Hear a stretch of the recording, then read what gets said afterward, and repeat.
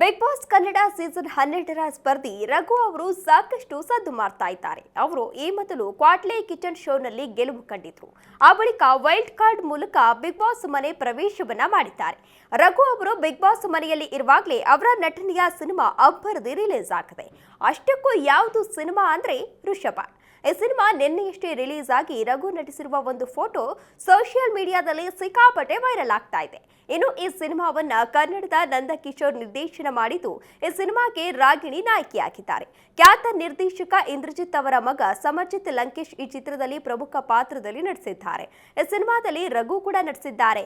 ಈ ಸಿನಿಮಾದ ಆರಂಭದಲ್ಲಿ ಕೆಲವು ಹೊತ್ತು ಅವರು ಕಾಣಸಿಗ್ತಾರೆ. ಇನ್ನು ಒಂದು ರಾಜ್ಯರ ಕಾಲ, ಮತ್ತೊಂದು 2025 ರಾಜ್ಯರ ಕಾಲಘಟ್ಟದಲ್ಲಿ ರಘು ಅವರು ಕಾಣಿಸಿಕೊಳ್ತಾರೆ. ರಾಜ ವಿಜಯೇಂದ್ರ, ಋಷಭ, ಮೋಹನ್ ಲಾಲ್ ಆಸ್ಥಾನದಲ್ಲಿ ಸ್ಫಟಿಕಲಿಂಗ ಇರುತ್ತದೆ. ಇದನ್ನ ಕದಿಯಲು ಒಂದು ಗ್ಯಾಂಗ್ ಬರುತ್ತದೆ. ಈ ಗ್ಯಾಂಗ್ನ ಲೀಡರ್ ಆಗಿ ರಘು ಅವರು ಈ ಸಿನಿಮಾದಲ್ಲಿ ನಟಿಸಿದ್ದಾರೆ.